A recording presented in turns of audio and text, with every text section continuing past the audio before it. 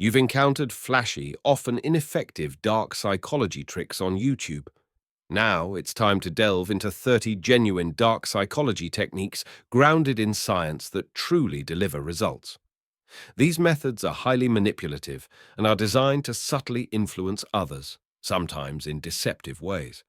While they can be effective, they should be employed with extreme caution. Misusing these techniques can harm relationships, erode trust, and raise ethical concerns. Using someone's name during a conversation instantly grabs their attention and builds a sense of personal connection. When you address a person by name, "Sarah, could I get your thoughts on this?" It signals that you're speaking directly to them and that their input matters.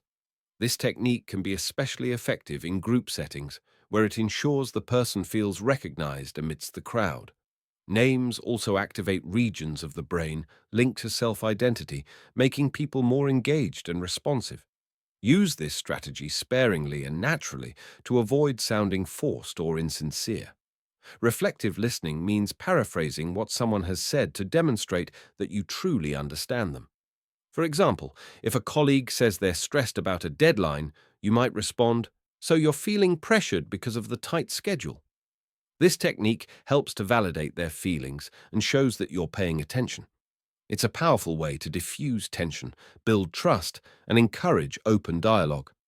Incorporating reflective listening into conversations can transform ordinary interactions into meaningful, supportive exchanges. Giving immediate positive feedback after someone does something commendable reinforces the behavior and boosts morale. For instance, telling Alex, "Great job on that report, your attention to detail was impressive," instantly shows appreciation. This timely recognition strengthens the link between the action and the reward, making the person more likely to repeat the behavior. It also fosters a positive environment where people feel valued and motivated to contribute. Remember, authentic and specific praise is far more effective than vague or generic compliments. Subtle mirroring involves copying aspects of another person's body language or speech patterns in a natural way. If they cross their arms or lean forward, you can do the same to build rapport and a sense of shared understanding. This subconscious mimicry creates a feeling of connection and makes the other person more receptive to your message. It's a simple yet effective technique that can ease conversations and foster trust. However, use it carefully. Being too obvious can seem insincere or manipulative. Strategic pauses are powerful tools for enhancing the impact of your words. When you make a statement and then pause, it gives the other person time to absorb your message and often compels them to respond. In negotiations, a pause after presenting an offer can prompt the other side to fill the silence with valuable information or concessions. Pausing also demonstrates confidence and thoughtfulness, showing that you're not rushing to react. Used skillfully, silence can become one of your most persuasive communication tools. Anchoring is the practice of starting with a high or extreme initial offer to influence the direction of a negotiation. For example, if you're negotiating a salary, beginning with a high figure can make the final agreement seem more reasonable in comparison. This initial anchor point sets the psychological benchmark for the discussion. It can make people more receptive to your subsequent proposals because they subconsciously adjust their expectations relative to the first offer. Used skillfully, anchoring can significantly improve your negotiation outcomes. This technique involves making an initially large request that's likely to be refused, followed by a smaller, more reasonable request. For instance, asking for a $100 donation before requesting just $10 makes the second request seem modest. People often feel a sense of guilt or obligation after rejecting the first request, making them more likely to agree to the second. This method leverages the human need for compromise and reciprocity.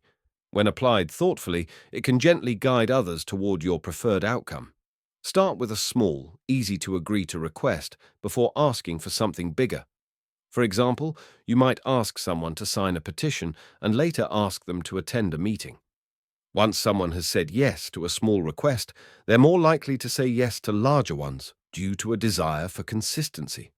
This gradual approach builds momentum and commitment, increasing the chances of agreement. It's a powerful way to secure cooperation over time. People often look to others' behavior to guide their own decisions, especially in uncertain situations. Highlighting that most people in the office prefer this method can encourage others to adopt it too. Social proof makes an idea or action seem safer and more acceptable because it aligns with the group norm. It taps into our natural tendency to follow the crowd for reassurance. Use this technique to create momentum and collective support for your proposals. Asking someone to do a small favor for you can make them more likely to help you again in the future. This happens because people rationalize their actions, thinking they must like you if they've helped you. For example, borrowing a book or asking for advice fosters a sense of goodwill and connection. It's an effective way to build positive relationships and long-term support. Even small acts of assistance can pave the way for bigger favors later. Scarcity increases the perceived value of something by highlighting its limited availability. Phrases like, "only a few left," or "limited time offer," can create a sense of urgency. People fear missing out and are motivated to act quickly to secure the opportunity. This principle is widely used in marketing, but also works in everyday conversations. Just be honest about the scarcity to maintain trust. Identify and acknowledge the emotions of the person you're speaking with to build empathy and trust. Saying, "You seem really frustrated by how this turned out," shows that you're attuned to their feelings. This validation can calm tense situations and make the other person feel heard. It's a powerful way to diffuse negative emotions and encourage more constructive dialogue. Emotional labeling helps you connect on a deeper level, fostering openness and collaboration. When you do something nice for someone, they often feel compelled to return the favor. This could be as simple as offering a compliment, sharing useful information, or helping with a small task. People generally want to maintain balance in social relationships. By giving first, you build goodwill and encourage future cooperation. Reciprocity is a cornerstone of human interaction and can be leveraged to strengthen connections and influence outcomes. People remember unfinished tasks better than completed ones, which creates a sense of tension that keeps them engaged. Leaving a story hanging or hinting at more information to come can pique curiosity. For example, saying, "I have an idea that might change everything, but let's discuss it tomorrow," leaves the person eager to follow up. This technique is effective in conversations, presentations, and even emails. It ensures that your message stays top of mind. Start by matching the other person's behavior, speech pace, or tone to build rapport, pacing. Once you've established this connection, you can gradually guide them toward your desired outcome, leading. For instance, if they're speaking slowly and thoughtfully, mirror that pace before transitioning to a more energetic tone. This technique makes conversations feel more natural and less forced. It's a subtle yet powerful way to influence the direction of an interaction. Adding a reason to your request increases the likelihood that others will comply. For example, "Can I go ahead of you in line because I'm late for an appointment?" sounds more reasonable than just asking to cut in. People like to understand the rationale behind requests, even if the reason is trivial. This taps into our instinctive need for explanations and justifications. Using "because" effectively makes your requests more persuasive. Setting high expectations for others can inspire them to perform better. Telling someone, "I know you can handle this project," can boost their confidence and motivation. People tend to rise to meet the expectations that others have of them. This phenomenon can be used to encourage growth, learning, and excellence. By believing in someone's potential, you help them reach it. Instead of viewing failures as negative, present them as opportunities to learn and grow. Saying, "This setback gives us a chance to improve our strategy," shifts the focus from blame to progress. This approach fosters resilience and a growth mindset. It encourages people to see challenges as stepping stones rather than obstacles. Reframing can transform setbacks into powerful lessons. When someone excels in one area, we often assume they excel in other areas too. Complimenting someone on a single positive trait can shape overall impressions. For example, saying, "You're incredibly organized," may make others view them as reliable in general.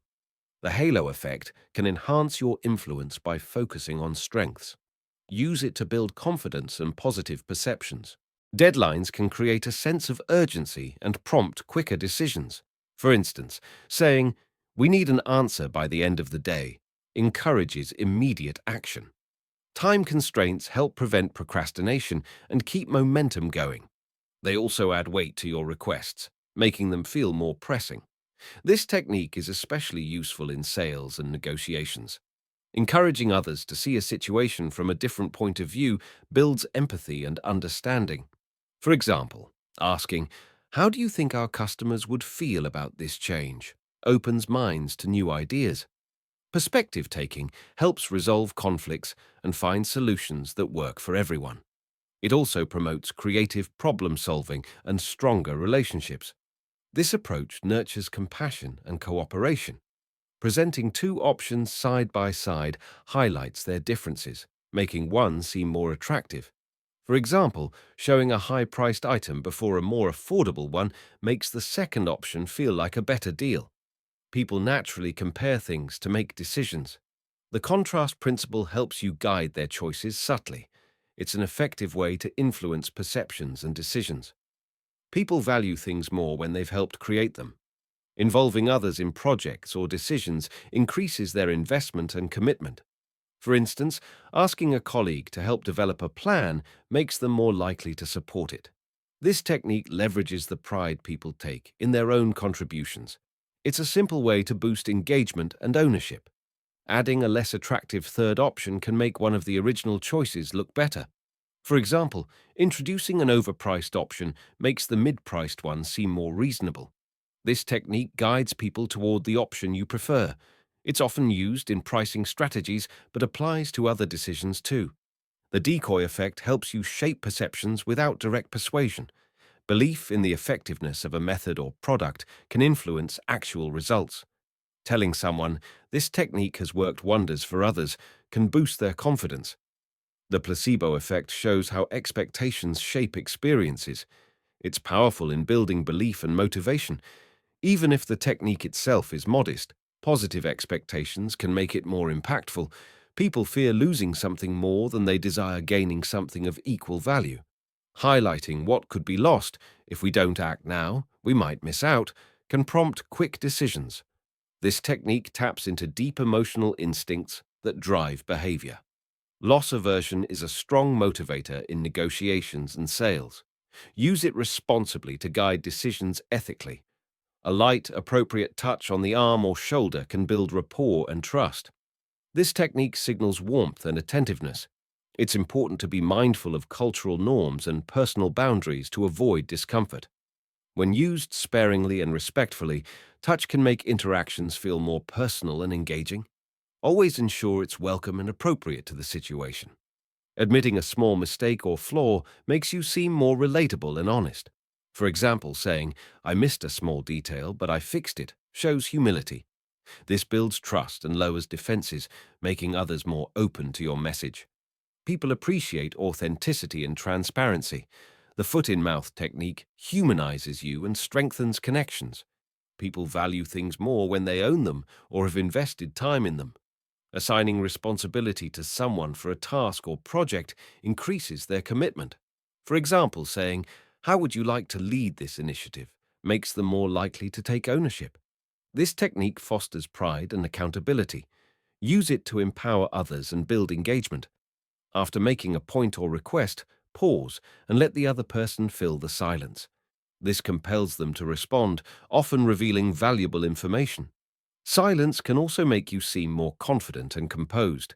It encourages the other person to process your message fully. Strategic silence can be a powerful influence tool in conversations and negotiations. These techniques are powerful tools for influence and persuasion. However, they should be used ethically and responsibly.